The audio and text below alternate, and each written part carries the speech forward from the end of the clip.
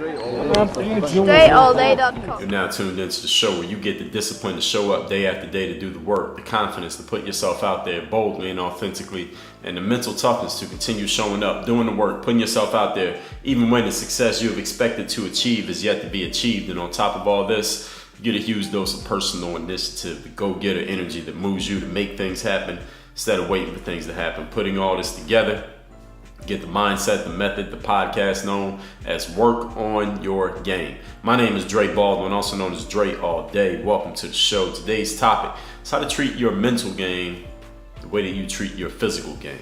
Now, if you listen to this show or have listened to it in the past, you understand, at least on a basic level, the value of the mental game. I mean, you've heard me talk about it, of course, every day on the show. We're talking about the mental game, at least some aspect of it, even if the topic itself is not the mental game. You've heard the cliche, at least in sports, that says sports is 90% mental, or how you perform. Any of you who's in any type of performance-based business, that 90% of it is from the neck up. Damn near anything we do in life is really the psychology of it, the way that we approach it mentally, that determines what we're able to do physically. Not what we're capable of, but what we're able to do. What we actually execute and accomplish is really based on the psychology of how we approach things, because we have all been and or known someone who's in a position of having a whole lot of potential and a lot of ability and maybe plenty of resources, but just not performing, not producing the result. And we're like, what the hell is going on? Why am I, or why is he, or why is she not producing the result? Is because there's something in the psychology that's not unlocking the physical ability. And maybe we've all been in situations where we've seen someone who seemingly did not have the resources, or did not have the tools, and not have the abilities to achieve above a certain level, a very modest level, but they were achieving way above it. And we're like, how the hell is this happening? We can't call it luck because it's been going on for too long and they've gone a little bit too high for this just to be luck. How is that possible? It's because of the psychology, the way that the game, whatever that game is, was being approached mentally. But it's hard for many of us to, even though we understand these things, it's hard for many of us to key in on these for two particular reasons. One of them being, we can't see or touch our mental approach. We can't see or touch our mindset the way we can see or touch our bodies. So that makes it harder for us to look at our mental game and say, okay, this is a thing.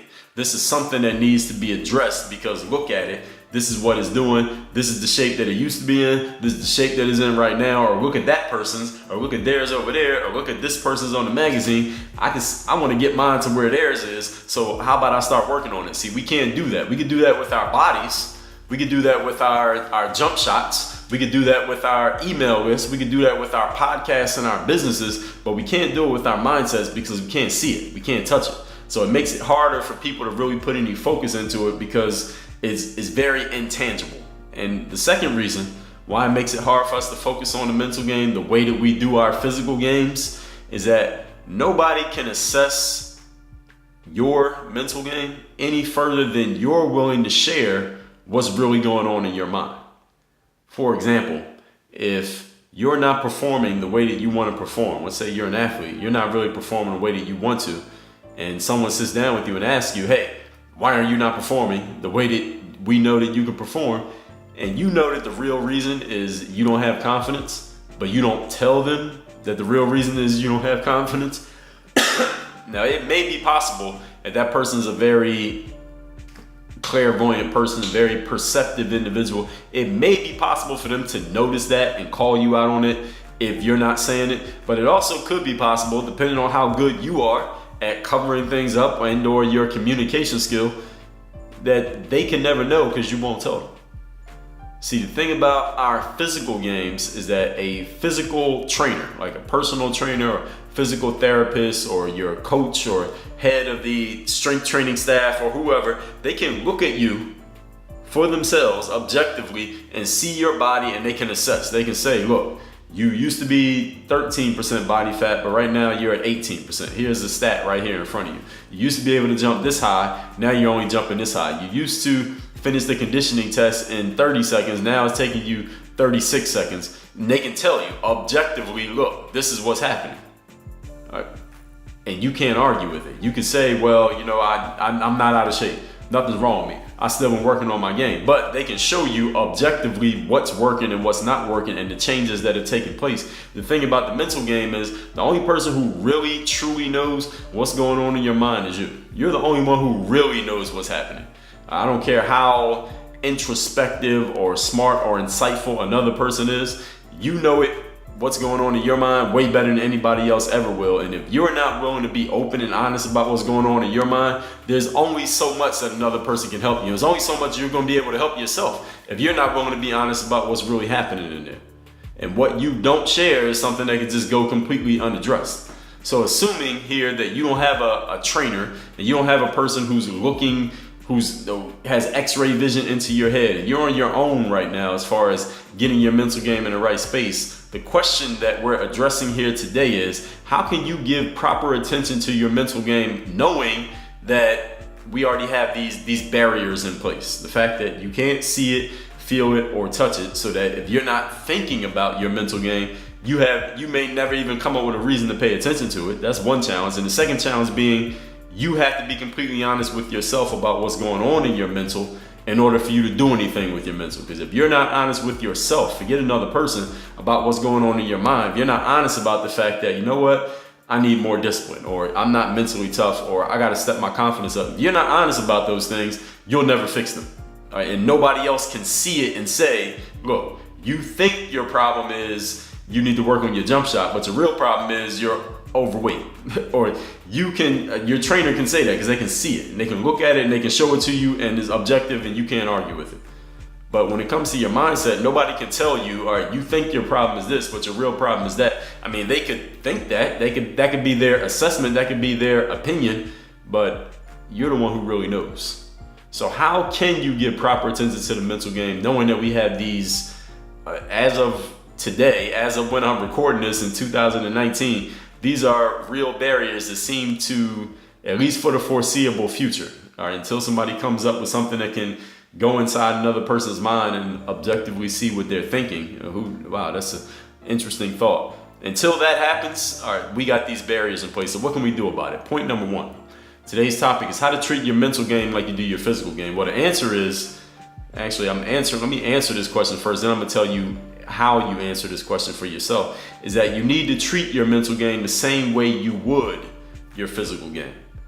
And any of you who doesn't take care of your physical game, when I say physical game, I don't necessarily mean actually working out and being in physical shape, right? I mean any type of physical game. So if you run a business and your business is doing well, you got a healthy business, that's physical game. Right? If you got a nice car that you restored and you keep it clean and you're always working on it and everyone compliments you on the car, that's physical game. It's something that you can see, feel, touch. Everybody else can see, feel, and touch it, and it's working well for you. That's what I mean when I say physical game. We can use the human body as an example because it's the simplest translation of what I'm going to share here today, but I'm not just talking about physical fitness, just so we're clear. Point number one is routines create results. So right there, case in point, I'm showing you how the point that I just made, that I'm not just talking about the physical body. This applies to anything. Any of you, actually not even any of you, everyone who's listening to this right now, you're creating positive results that you want in some area of your life right now. If there's only one, if there's at least one, all right? Nobody has zero. Everyone is creating some type of positive outcome in some area of your life right now. Whatever that area is, I guarantee you have some routines that are creating those results. All right, it's not just luck, it's not just your talent, it's not just maybe you got some help from the outside, maybe that's part of it, but that's not 100% of it. You have some routines that are making those results happen. For those of you who are satisfied with your physical health, I'm 100% sure you have routines for your body that allow you to stay in that state of satisfaction, such as going to the gym. You know how often you go to the gym, you know what days you go, you know what times, you know what you're putting in your body, or at least you have some basic principles, some baselines for what you put in your body. Simply put, routines are the seedlings of results, lasting results at least. Routines are the precursors to results. So if you want to create results in any area of life in which there are no results right now, what you need to look at is, what are my routines in this area, or where can I add some routines? Where can I create some routines in this area? Because often it's not that your routines are bad, it's that there aren't any routines in the first place. Am I right or am I right? So simply put, being that routines create lasting results, you need to create routines for your mind. Now, all of these, I give you these routines in the mental workbook. So if you don't have the mental workbook, go to dreallday.com/workbook and you can get that, and it will give you all the routines that you need mentally that will last you. I'm talking, you're going to take these from now through the rest of your life, and it's going to start creating results for you mentally. But they can take many forms, these mental routines. The bottom line is you just need to have some. If you don't have any, you need to create some. All right, the mental workbook will show you how to do that. You make your own, do what you got to do. But if you don't have mental routines, then your mental game is not going to be on point because it won't produce any results. Point number 2. Today's topic is how to treat your mental game the way you would your physical game. Understand that statistics don't lie. Numbers don't lie. Now, numbers may not tell the whole story. They may not tell the entire story, but they do tell a story. So for example, if I was training a basketball player and that player tells me, Dre, my challenge is I'm missing all of my 3-point shots. The whole last season, all my 3-point shots, I was just not shooting a very good percentage. I don't know what's going on because I work on my 3-point shot all the time, but I'm missing all of my shots. Then I'm going to tell them, listen, we need to assess how you're shooting the ball. We need to assess your process for practicing that shot. We need to assess your process, your shooting form and your mechanics. And the player may argue back with me and say, well, look, I work on my form and mechanics all the time. I'm taking all these shots all the time. Listen, I'm not going to argue and say that you're lying to me, that you don't work on your form and mechanics and you don't practice shots. I'm not going to say that you're not doing that, but I'm going to show you the stats. I'm going to show you the stats that show me that you shot 15% from the 3-point line this past season, and that's not good for those of you who don't watch basketball. You shot 15%, that means something about the work that you're doing needs to change because these results ain't up to par. So that's why this point, stats don't lie, matters. So if you feel like you're putting good, solid time into your business on a day-to-day basis, but your business is not producing anything, the statistics are telling you that there's something going on with your process that needs to be changed. Something about that process needs to be fixed. There's something about your workflow that isn't working because the stats are telling you that it's not working. See, the great thing about any area of life where there's a quote-unquote scoreboard, whether that be in sports, whether it be in business, anything where there are measurable outcomes, you don't have to, there's no guessing game as to whether what you're doing is working or is not working because that scoreboard tells you if it's working. At the end of a first-round NBA playoff series this year, Damian Lillard makes this long 3-point shot at the buzzer that ends the series. And after the game, the player he made the shot on, this guy named Paul George, he said in the press conference, well, it was a bad shot. I mean, he made it, but it was a bad shot, and nobody's going to talk about the fact that it was a bad shot. Well, I disagree with Mr. George because the shot went in the basket. All right, now in basketball, we don't measure shooting by if you think it was a good idea to shoot the ball or not. We measure it by did it go in or did it not go in. If it goes in, it was a good shot. All right, there's no such thing as a bad shot that goes in the basket. Okay, now you could shoot a shot that is quote unquote a good shot. In other words, it was a good idea, but if it doesn't go in, then we need a better shot because the ball needs to go in the basket. That's the only thing we measure here. All right, you put the ball in the basket more than the other team, you end up winning. And if you put the ball in the basket less than the other team, you lose. All right, now what somebody thought of your shot, good or bad, how they want to subjectively judge your shooting decision doesn't really matter because the scoreboard decides who won and who didn't win. All right, this ain't figure skating where we have judges who say, well, I mean, you made the shot, but it was a bad shot, so I'm gonna give you a 0 out of 10. No, that's not the way it works in basketball. That's why we got that scoreboard. And I'm telling you that to tell you this, the stats aren't lying to you. You look at the results that you're getting from the work that you're putting in. If you're not getting the results that you want, that means something about your work needs to change. It does not necessarily mean that all of your work is wrong or that you need to change everything. It just means that something needs to change because the stats are telling you you're not getting the results that you want. I mean, you're looking at the stats for a reason, right? With the mental game, the stats are your not necessarily a scoreboard. There's no stats for confidence. There are no stats for discipline. But the stats are your mental state, how you feel in your mind throughout the day or while you're at your work. Again, now these stats are visible mostly only to you, which means you got to be honest with yourself in order to, first of all, assess where you're really at and then to make the necessary adjustments to get better results. And point number 3, and to get the better results in your mental game, I suggest you start with the Bulletproof Bundle, which you can get at dreallday.com/BB for the Bulletproof Bundle. That's my 4 best books on the mental game, the 4 areas I talk about here in this podcast every day. That'll be the Mental Handbook, Super You, the Mirror Motivation, and 100 Mental Game Best Practices. Again, that's at dreallday.com/BB for the Bulletproof Bundle. Point number 3. Today's topic is how to treat your mental game the way that you would treat your physical game, any physical game. Engage consistently. Now, I'm not talking about engaging with your audience. I'm talking about engaging your mental game on a consistent basis. Again, think back to point number 1. If you're in good physical shape, there are some routines for being in good physical shape. You're not just born with it. You don't just roll out of bed and stay in great physical shape. Not for many years you won't. Maybe when you're a kid, but eventually those years start to catch up. You're not doing anything, right? You got to have some routines in place. If you're in good physical shape, you probably work out regularly in some way, whether that be taking a walk, you're taking a spin class, you're in a soul cycle, you're going to the gym and lifting weights, you're playing soccer with your friends. You're doing something that keeps you regularly engaged physically, and that's why your physical statistics, quote unquote, are giving you positive results. When you're not engaging, what do? If you're in good physical shape, but you haven't been engaging your body physically, what do? You fix it. You're like, man, I ain't been to the gym in a couple of days. I have to go to the gym. It's not even negotiable for you. Maybe you were on vacation. Maybe you were sick. Maybe you had some people visiting from out of town. Maybe you were injured, but you got to get back in there. You got to get back to engaging because that's how you got in good shape in the first place. The mental game works the exact same way. How often then, this is the question, are you engaging your discipline, your confidence, your mental toughness, your personal initiative? How often are you making yourself be more disciplined? How often are you engaging your confidence and reaching a little bit further than you thought you were capable of? How often are you engaging your mental toughness and saying, okay, this is not quite working and getting me the result that I want, but I'm still going to be disciplined here. I'm still going to be confident and believe in myself. I'm going to be disciplined enough to know that there may be a change that needs to be made.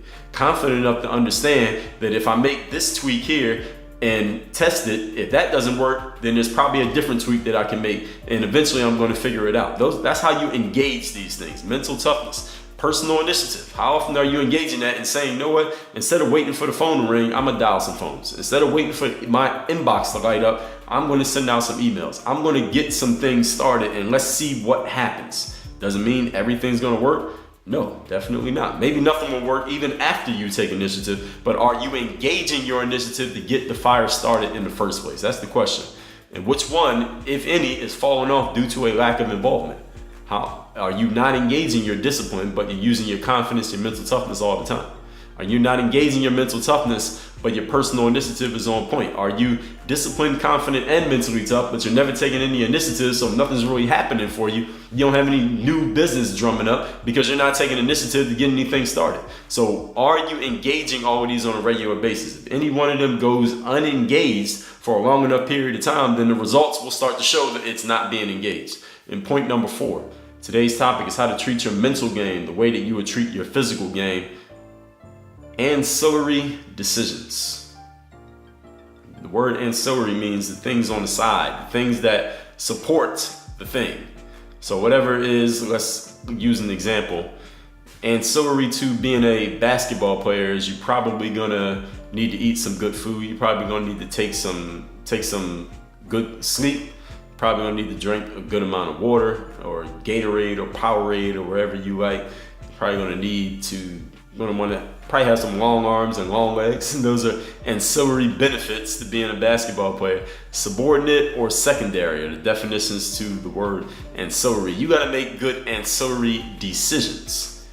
For example, if you're a singer, you probably got to do some things to take care of your voice. So you're probably not, when you're not on stage or not in the recording booth, you're not running around yelling and screaming at people simply because you got to protect your voice for the thing that's making you the money, the thing that you're doing the business with, right? If you're an athlete, you know that what you eat affects your performance and how much sleep you get and whether you decide to partake in smoking or drinking. And it doesn't mean that you never partake in these things, that you always eat great or that you always get 10 hours of sleep. It doesn't mean that you're going to be perfect at it, but it means that you are aware that these things matter. All right, that's what ancillary decisions means, is that you understand the decision that I'm making right now is going to affect this main thing that I'm doing right here. Right? And you keep that in mind at all times. In the mental game, what are you partaking in that is helping your mindset versus hurting your mindset? Simple as that. Are you wasting time doing things that are not helping you be as disciplined as you need to be for your business?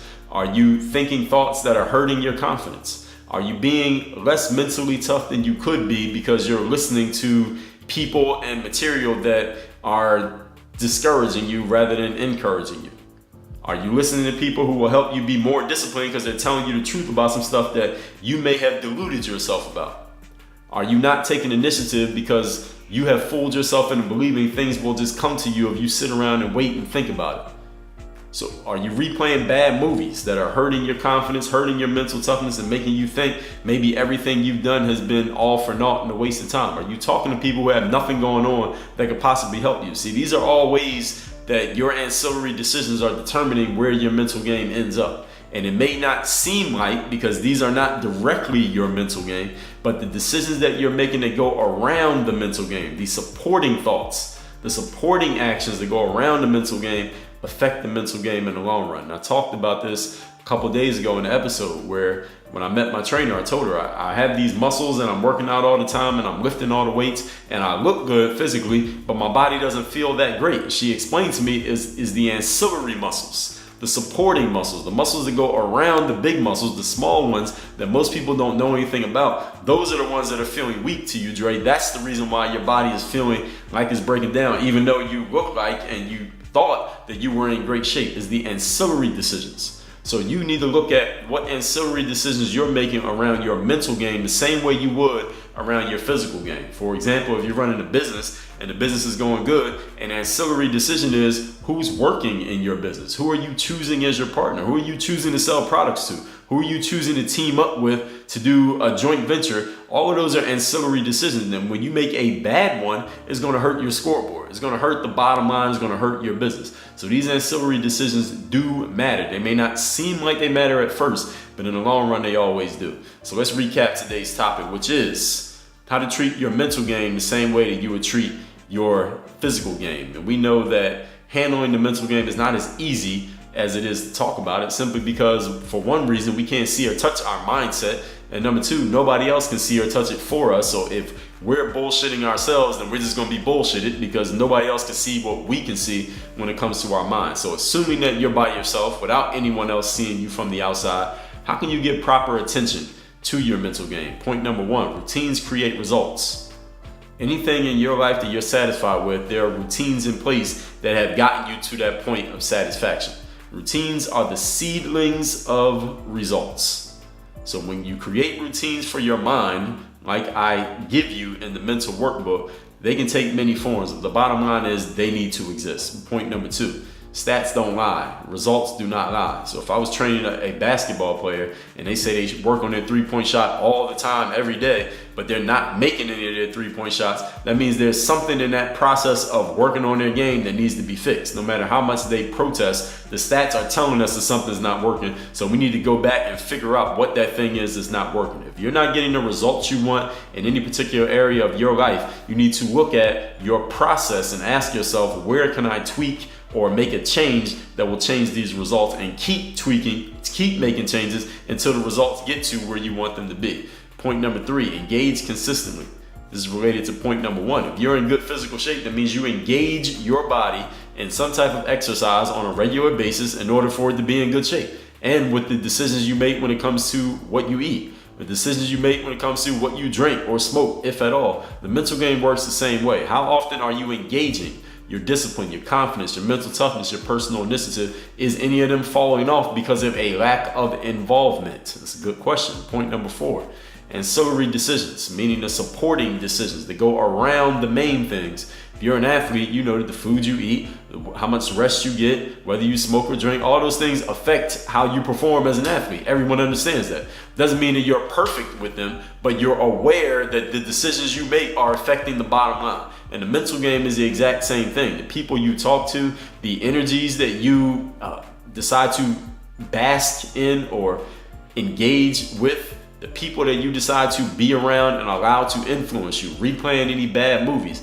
What are you doing that is helping your mindset versus hurting it? Those things do have an effect on the bottom line, even though it may not be a direct effect, they do have an effect. That will require you to engage your discipline to actually look at your actions, look at your habits, and ask yourself, where am I helping myself and where am I not? Now, what's going on in the game group? In the personal development section, we go deep, of course, in all of these mental game areas of discipline, confidence, mental toughness, and personal initiative. There's a masterclass there on 30-minute masterclass on consistent confidence. If any of you have ever had that challenge, so I know a lot of people ask about confidence, there's a masterclass there that teaches and talks about how to build your confidence to a level that it is where you need it to be, but also that it stays there, so that when something happens from the outside, somebody says something doesn't go the way you want it to go, some surprise that you weren't expecting, and the things that happen from the inside, which is really the biggest challenge of confidence, how you're thinking about yourself and your own actions, maybe replaying some bad movies from the past that have nothing to do with what's going on right now. How can you keep your confidence consistent? There's a masterclass on that there. Of course, we go deep into all these other areas as well. You want to know about the game group, go to dreallday.com/game group. Get all the information about the membership, what you get, what it comes with, how you get started, and all of that. Of course, we had a forum there as well. That's the game group. Work on your game. dreallday.com.